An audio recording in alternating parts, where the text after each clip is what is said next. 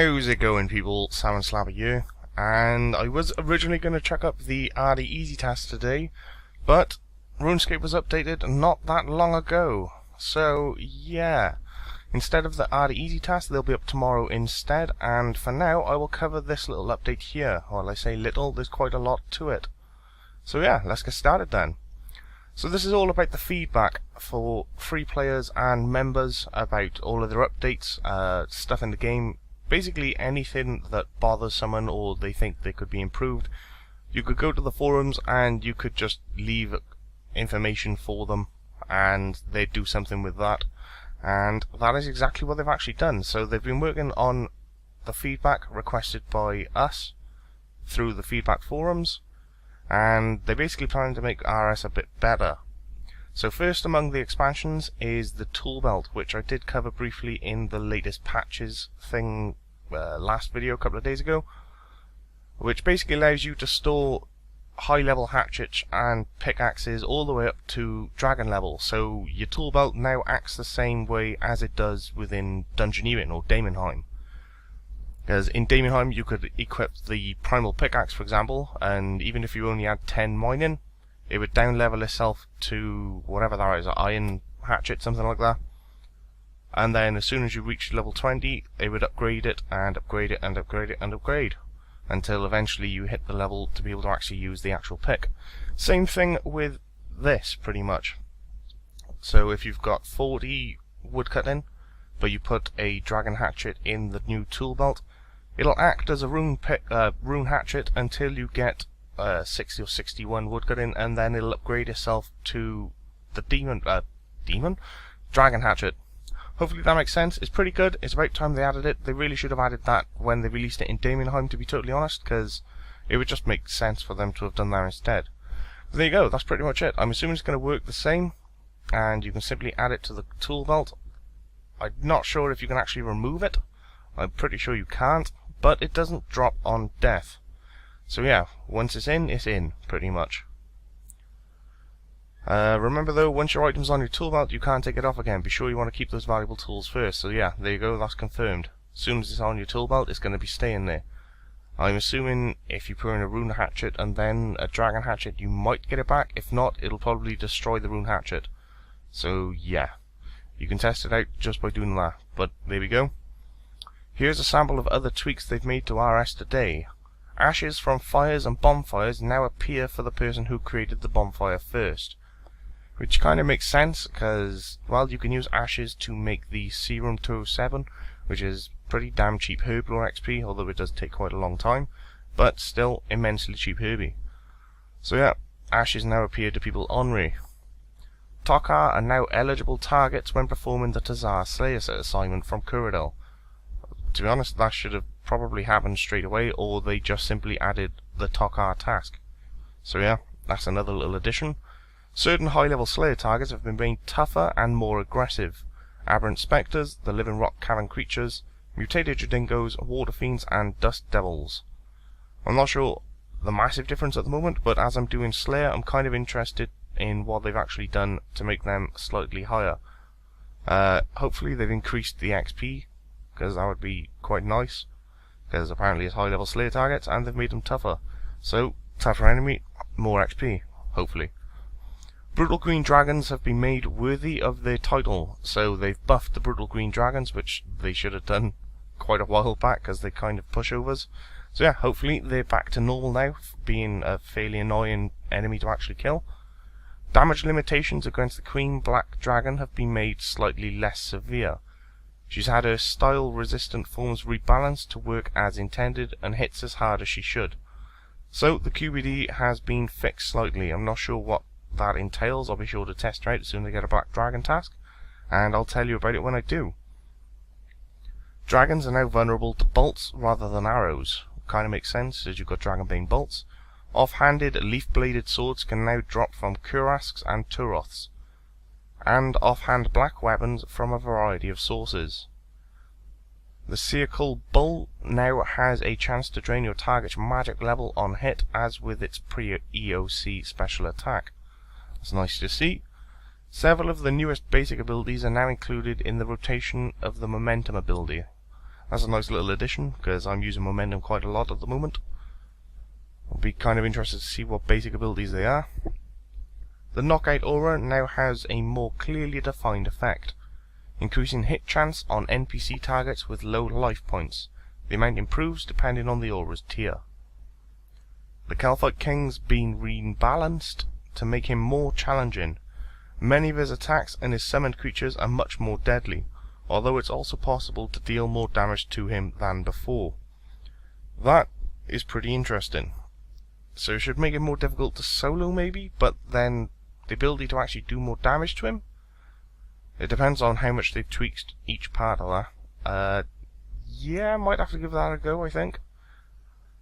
Upgrading your multi-cannon to either the gold or royal versions increases its cannonball capacity to 60 or 90 respectively.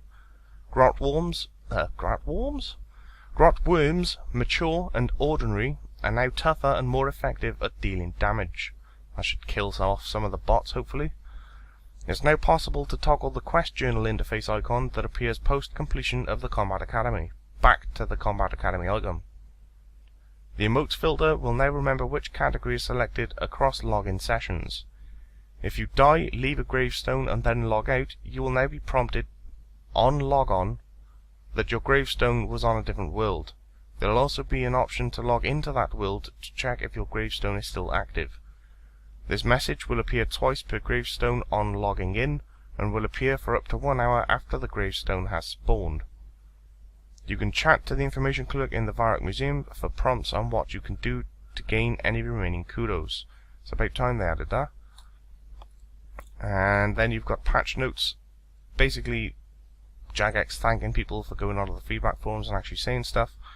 There's the behind the scenes video for the tool belt. It's on the front page if you want it. It's also on the YouTube channel if you want to go to it that way.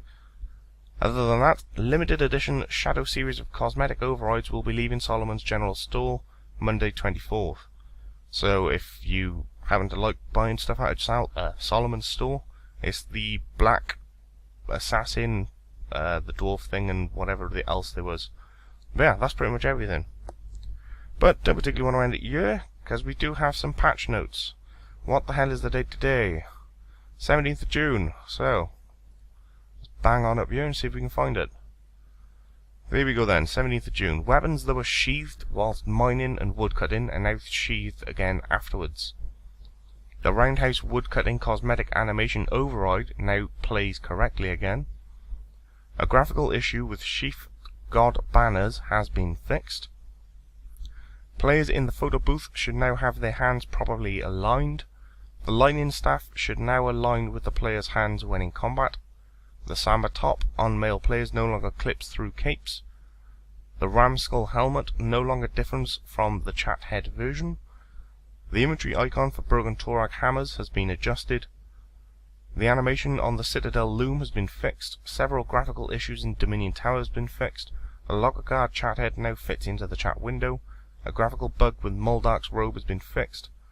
Bandits in the bandit camp no longer have uneven skin tone on face and hands.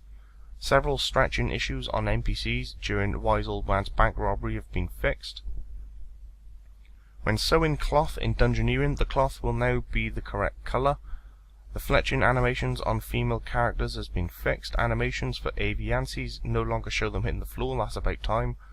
Kilowatts no longer turn invisible if they are close to a storm cloud. The run icon now functions correctly with the action bar. All areas of the assassin outfit cosmetic override can now be recolored correctly. Sacred clay hatchets no longer appear below the ground when they're dropped. Crestbot no longer has a giant face when looking at the follower details interface. Whew! So that was all the graphical ones. On to the question challenges. Vanstrom in the branches of Darkmire is now a lot tougher. I have heard from a couple of you on the branches guide that Vanstrom is meant to be immensely easy, so I guess that's kind of nice to see because he was a bit of a bitch last time, pre-EOC. Several citizens in Burdara will now talk to you in aid of Marique. Will now talk during the aid of Marique, so I'm assuming that's, what, voice cast, maybe? Voiceovers? Yeah. Should be interesting to see on my noob. Skills and minigames. The Mage Training Arena Maze Guardian in the telekinetic grab room now has a quick next maze option. Sigmund no longer starts his fight in Dominion Tower on 10% health. The chant from the Delrith fight in DT has been removed. The demons that Iruni spawns in DT are now aggressive. Xenavivia now deals more appropriate damage in DT. The confirmation box when using an imbued ring on mobilizing armies NPC to remove the enchantment has been added. Yay! So basically a bunch of Dominion Tower fixes. Well, can't really complain. And then a bunch of other patches, and apparently there's fucking loads of them. The Ascension Signets are now all protected on death. The Legionnaires in the Ascension Monastery can now drop crystal Triskelion fragments. All beer barrels in the Ascension Monastery have been removed. Players can now store Book of the Gods in player-owned house bookcases. Offhand Blisterwood stakes have been added to the game. The Enhanced Excalibur has been restatted to be a level 72 offhand weapon. Nice. Dragonfire now uses the player's armor, regardless of style, to calculate whether or not it hits the player. The Make X interface now defaults to making one piece of player-owned port's armor, and defaults to the superior versions. Players stood at the Berthorpe Castle Wars, player-owned ports or Soul Wars bank chests, or stood near the bankers at Dungeoneering or Nexus Prison, will now be healed when switching armors. Nice, it's about time they've changed that. Players logging into a different world than they logged out from will no longer have their player-owned port voyages delayed by an extra minute if their ship was due back before the player logged in. Players picking up via corpses will now pick up a single type of corpse instead of up to 17 different variants of the same object.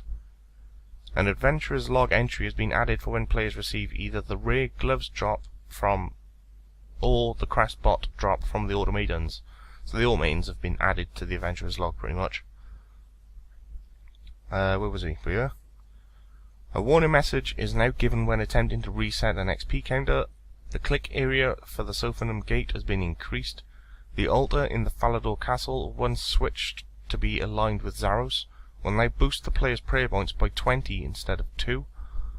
The amount of snapegrass harvested from a farming patch without any boosting equipment has been corrected. The chance of getting reed seeds from thieving has now been increased. Players now get 3 butterflies from the butterfly flower plant, and a chance of spawning a Guthix butterfly has been increased. Players using the tree-shaking scrimshaw can now catch imps barehanded. Mercenary gloves now have the correct stats listed in the Dungeoneering Rewards interface. Fresh crab shells will now give the correct message when crafted into helmets. The debuff icon for the stun effect of Binding Shot will now disappear when the effect does. An issue with the inconsistent spelling of Power Box in the Dorgish Carnagildi course has been fixed.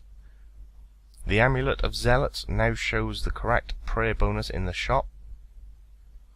Players can now only check combat levels in the equip screen up to level 198. Players can now use the Surge ability after using the Impact ability. An Ice Fiend that was pretending to be a pillar in Gorak Fortress has been moved. Rats behind Lumbridge Castle now drop items as intended.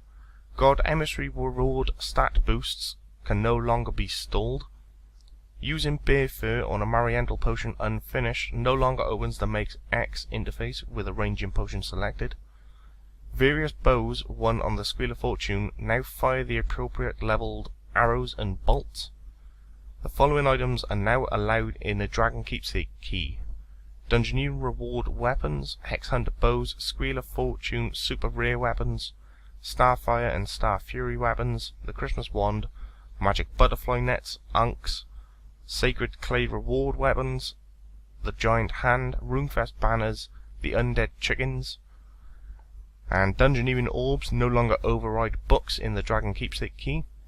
And the Cupid bow now fires hearts when placed in a Dragon Keepsake key. So there we go. That is every single bit of update that just came through a couple of hours ago. So with that said, I hope you are now all well informed. That's all the graphic updates, quest updates, skills, and miscellaneous stuff, including the nice basic info on the front page. which does actually tweak quite a lot of the enemies in the game, surprisingly. So yeah, apparently a bunch of enemies have now been made slightly harder, the tool belt goodness has come, and a bunch of stuff's been fixed, so all in all, can't really complain. So, I hope you all enjoyed. You've now been informed. My name is Sam Slapper, and I will catch you all later. Have a good one.